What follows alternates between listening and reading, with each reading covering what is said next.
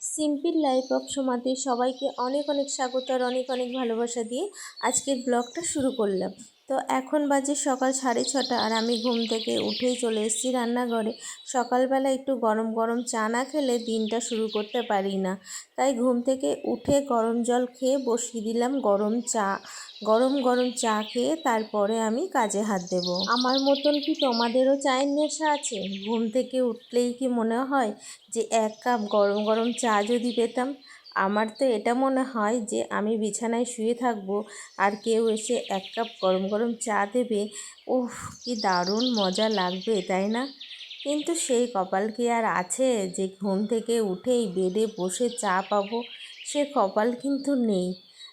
চা বানিয়ে তারপরেই আমাকে চা খেতে হবে। চায়ের কথা বললামই যখন, মিথ্যে কথা বলবো না। একটা সময় ছিল আমার ছেলে আর মেয়ে আমাকে চা বানিয়ে দিত। আমি ঘুম থেকে উঠেই ওরা আমার জন্য আগে চা বানাতো। আর তখন আমি ঘুম থেকে অনেক দেরিতেই উঠতাম। এখন তো অনেক তাড়াতাড়ি উঠে পড়ি, সংসারের অনেক কাজ থাকে বলে। আর তখনও কিন্তু আমার অনেক কাজ থাকতো, ঘরে বাইরে সব সময় আমি ব্যস্ত থাকতাম। তাই হচ্ছে ছেলে মেয়ে আমার জন্য চাটা বানিয়ে দিত। আর ছেলের হাতে চা না খেলে আমার দিনই কাটতো না, এরকম একটা সময় ছিল। এখন যেহেতু ওরা অনেক বড় হয়ে গেছে, এখন ওদের দায়িত্ব কর্তব্য বেড়ে গেছে, ওরা নিজেদের পায়ে দাঁড়ানো শিখেছে, তাই আর মায়ের কাছে থাকার ওদের এখন আর সময় হয় না। কারণ ছেলেমেয়েরা বড় হয়ে গেলে তখন কি হয় বলো তো, নিজেদের ভালো মন্দটা নিজেরা বুঝতে শিখে যায়।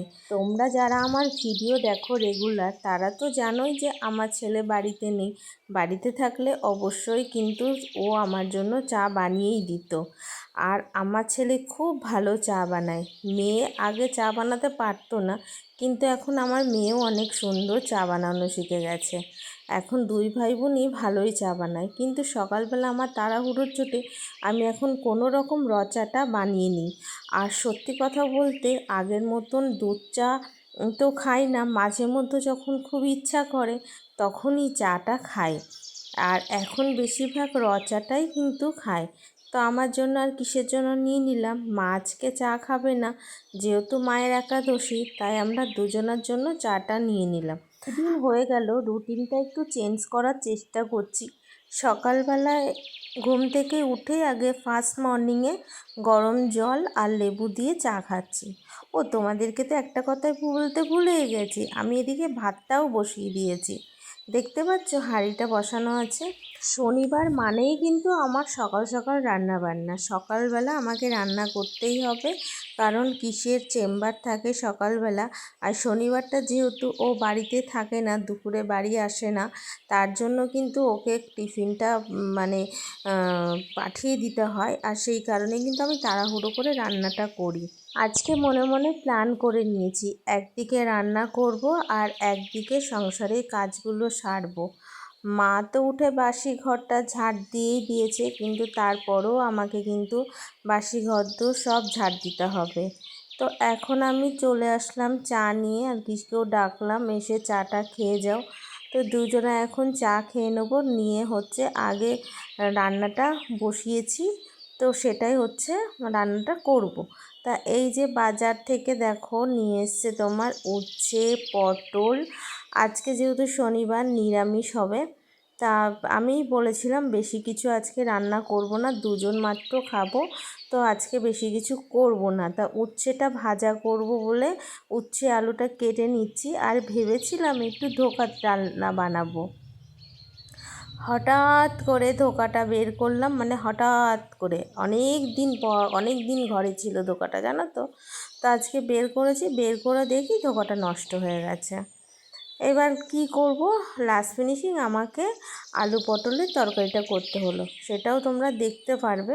তা এখন আমি উচ্ছে আর আলুটা ভেজে নিচ্ছি, আর কিসকে উচ্ছে আলু ভাজা দিয়ে কিন্তু ভাত দিয়ে দেবো সকালবেলা।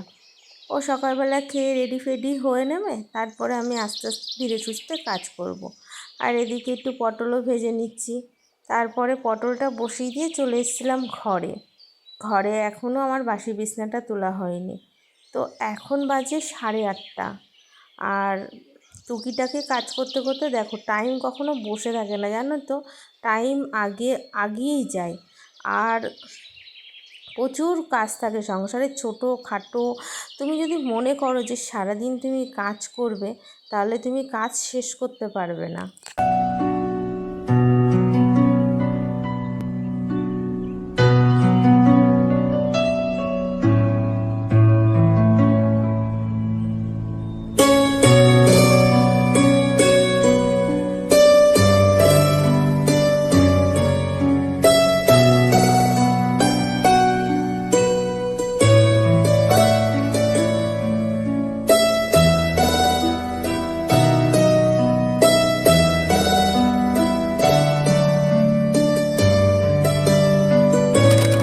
পটলটা ভাজা বসিয়ে দিয়ে আমি চলে গেছিলাম ঘর গোছাতে। আর এসে দেখি পটলটা কিভাবে পুড়ে গেছে, আর কি বাইরে খাচ্ছে। ও আমাকে চিৎকার করছে, তুমি কি বসিয়ে দিয়ে গেছো, পুড়ে গেছে। তো যাই হোক, বেশি পুড়িনি, অল্প অল্পই পুড়েছে। আর এদিকে যে আমি মেলা থেকে চামচগুলো এনেছিলাম, সেই চামচগুলোই এখন মশলার মধ্যে দিয়ে দিচ্ছি, মানে মশলার কৌটার মধ্যে এক একটা করে রেখে দিলাম। আর বাকি যে 6টা চামচ এনেছিলাম, সেই 6টা চামচ এখন রেখে দিলাম। চামচগুলোতে ইউজ করতে হবে বলো। তারপরে চলে আসলাম এখন ঘরটা ঝাড় দিতে। পটলগুলো হচ্ছে, আস্তে আস্তে হোক, এদিকে ঘরটা ঝাড় দিয়ে নিই। আগেই বলেছি না, আজকে প্ল্যান করেছি যে রান্না আস্তে আস্তে করব আর কাজগুলোও করব। তো দেখো, ঘরটর ঝাড় দিয়ে চলে আসলাম এখন পটলের তরকারি করতে। আজকে আমাদের কপালে ধোকাটা নেই, তা ধোকা নেই, এখন পটল বানাচ্ছি। এবার যাব আমি স্নান করতে, জানো তো। তরকারিটা নামিয়ে দিয়ে আমি স্নানটা করে নেব, করে আমার একটু আর্জেন্ট কাজ পড়েছে। সেই সকাল থেকে এখন তোমাদের কাছে আসলাম, মানে সামনাসামনি আসলাম, তোমাদের কাছে আসলাম বলছি। এখন এই 1টা বাজে, আমি স্নান করলাম, শ্যাম্পু করলাম আজকে, আর ছাদে আসলাম একটু ফুল তুলতে। ফুল তুলতে আসলাম। আর এদিকে এই জামা কাপড় মেলে গেছিলাম, মেঘ করেছে, জামা কাপড়গুলো তুলে নিয়ে যাই। ভেবেছিলাম আরেকটু কাজ করব, কিন্তু করতে পারলাম না। এক্ষুনি আবার বেরোতে হবে, পুজো দিয়ে এক্ষুনি বেরোবো, এসে তারপরে নয় খাবো। মায়ের বাড়িতে যাব, আমার একটা পার্সেল এসছে, সেই পার্সেলটা নিতে। সেটা আমার সাইন না হলে আবার হবে না, সেটার জন্য আমাকে যেতেই হবে। তো এই দেখো বন্ধুরা, এখন এই ফুলগুলো সব গাছ তো মরে গেছে, এই আছে, কেটে দিয়েছে আর কি কিস। জবা ফুলটা তো ফোটেনি। আর এই গাছে কড়ি আসছে, দেখেছো? এই গাছে কড়ি আসলে আবার এই ফুল দিয়ে পুজো দিতে পারবো। এই 2-1টা নীলকণ্ঠ নেব। বিকেলবেলা এসে গাছ, এই যে গাছ কেটে রেখেছি, সেই গাছ লাগাতে হবে। নীলকণ্ঠ গাছও কেটে দিয়েছে, ইস এত বদনা, বলার কথা না। আর এই দেখো ড্রাগনটা, আগে 2টো হয়েছে, কিস তুলে নিয়ে গেছে। যখনই হয় আমাকে ভিডিওই করতে দেয় না, তার আগে তুলে নিয়ে যাই। আর এই দেখো অনেক ফুল এসছে, এই একটা হয়েছে, আর অনেক ফুল এসছে। আবার এই পাশেও হয়েছে, এই দেখো এই পাশেও হয়েছে, দেখেছো? এই পাশেও ড্রাগন হয়েছে, আর এই পাশেও হয়েছে। বাবা, রোদের কি ঝলকানি! লুমিও চলে এসছে আমার সাথে। কাপড়গুলো শোকায়নি, রোদ উঠলে যখন থাক, পরে তুলে নিয়ে যাচ্ছি। যাই এখন পুজোটা দিয়ে নিই।